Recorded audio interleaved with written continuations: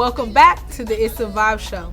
On this episode, you will learn more about Mr. Funky Business himself, Fimba, straight from St. Vincent. Everybody's been wondering, where did he go? Now you will know, and we will learn where is he going. It's a vibe, it's a vibe, it's a vibe. Anytime we touch down, it's a vibe, it's a vibe, it's a. Hey Fimba, so how are you today? Hey, chilling. Was the drive simple to get here? No. The only time you travel into these areas is traffic. So let's start off with telling the people that you are local in the metropolitan area of DC, Maryland, Virginia, correct? Yeah, I'm in Maryland. Way up in Maryland, but I'm in Maryland. Yeah. So tell the people, how did you get started off in music? Like, what was your start? How did you stumble upon music? Was from born Vincentian, growing up in my community, Mespo.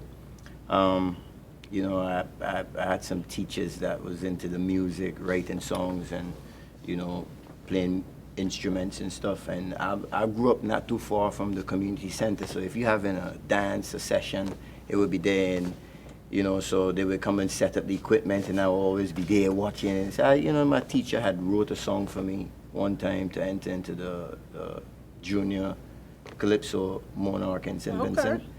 I wish I made it to the semifinals, it was, I think. Yeah.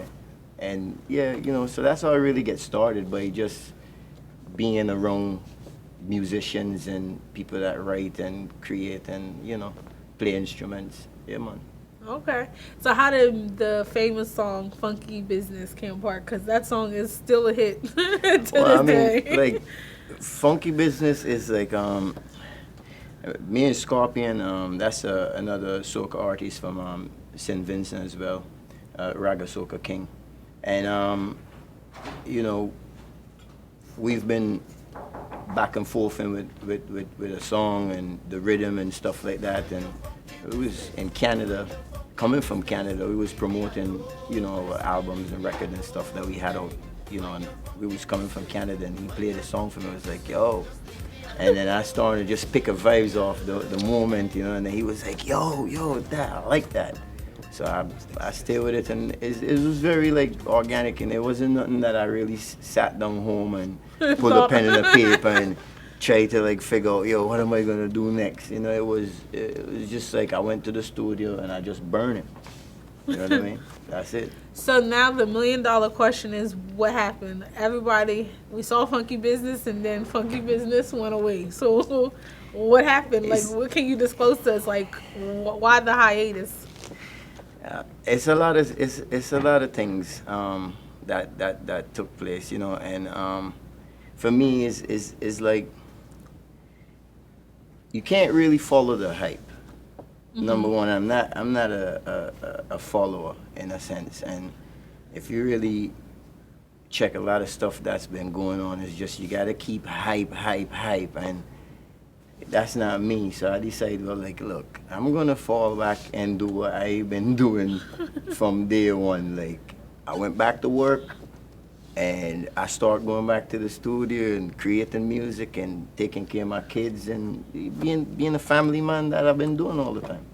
And now it made me feel more comfortable now, because now it gives me opportunity to really like see, a clear day, like who to deal with and who not to deal with, because I've been on the road for maybe 14 months, just running hard, and like a lot of times I was smiling, but I wasn't really smiling.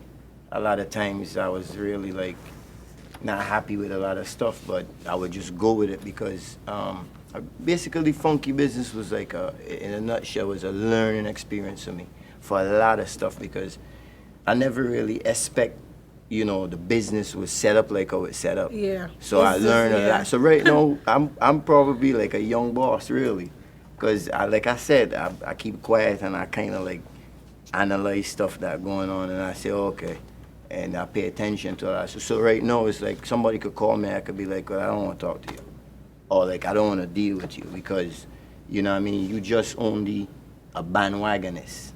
You know, because that's what a lot of people do in this industry. When you get to a certain level or extent, people reach out to you. And obviously you're nice to people because I'm going to be nice before I be a beast.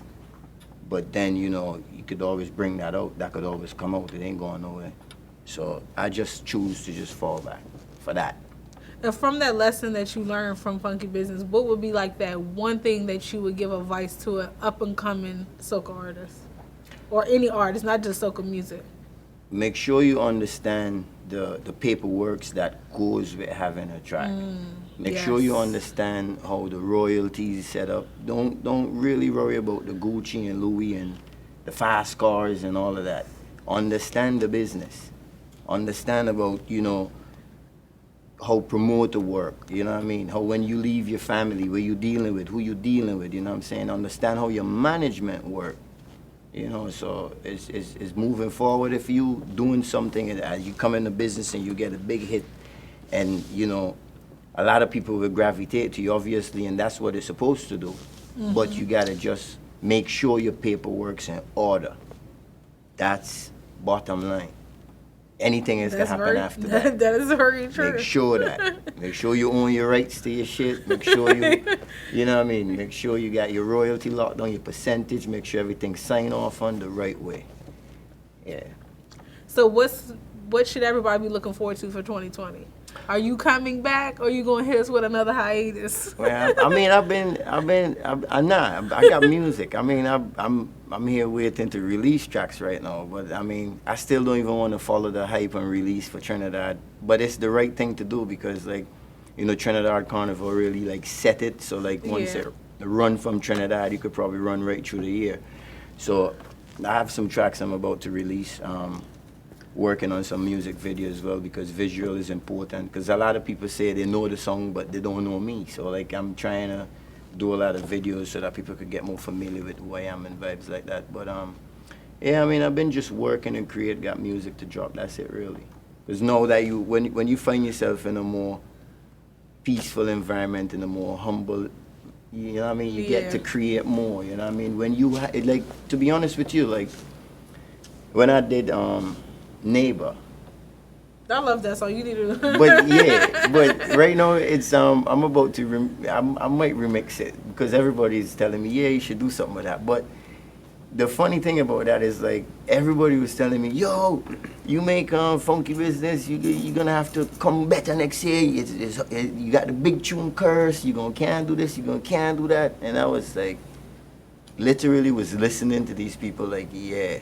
That's a fact. Like, whoa, what am I going to do now? Like, I need to come up with something because then everybody going to be like, yo, this dude soft and flop him down the style. But then I fall back and then realize to myself that I'm talented, number one. And I need you to tell me that, number two. And then I look at the situation that you don't have to really try to please everybody. Correct. You have to please yourself. Yeah, please. You understand what I'm saying to you? So what I did, I released 2 tracks last year, Bad Mind Ones and Chat Too Much. Chat Too Much was actually a story that happened on the street. Is a real true song. Oh. And Bad Mind Ones is a real true song as well to words because I'm the kind of artist like I deal with the facts of the issue and the song. I don't really try to illusion, nothing, and try to get, I don't do that. Everything I'm saying on my tracks is facts. So then everybody was like, yo, Vincent calling and saying, Fimba coming with a carnival, that them 2 tunes he released, I can't go Victoria Park with that, them I'm gonna beat him. But I didn't really want to win back anyway. I was just, you know what I mean? So I was just holding back. And one person wrote under one of the comments on my page that, you know, Fimba like he don't want to win back this Raga Soca thing. I really didn't want to. So I didn't really want to go hard like that. But then after I got a voice message, my brother sent me a voice message and said, somebody sent him this clip. And in the message, I still got it. It was like, yo, tell Fimba if he going to release a song for Vincy Mas 2019, he got to do it this week, because if he don't, that's it. So I was like, wait, so them really think this thing is a joke? So I called Brave, you know, Yeah. rat-a-ta-ta-ta-ta-ta. I was like, Brave, I need a beat, something chop it. And he was like, yo, I know this youth out country, link him, we go set you up with something. And I mean, because I like to work with producers that not really known. I like to work with like new people. And I, you know, this guy is very young. It's actually the second, the track for Neighbor is actually the second track he ever did. Wow. And I got that track in my hand and I went with Cubanist and I was like, yo, them get me vexed. You know, telling me no, no stress. Hey, I can't stand me neighbor. And then after we dropped that, everybody from Vincent was just, all my DJ Q, all the big dogs, them was just linking me like, yo, where this tune been all the time? Just like Funky Business. Talent, natural, off the head, organic, you know. You can't sit down and meditate and bust your brain how to do this thing. This is very true. Yeah. So how can the people follow you on social media, and if people want to book you, how do they go about that? Well, all my information is up on my social media. Is Fimba Jardine is very simple. That's my government name as well. So, yeah. Can't run, can't hide. So you heard it first here on the It's a Vibe show from Mr. Funky Business himself, which now he's going to proclaim himself as just Fimba, Yep. the soca sensation from St. Vincent.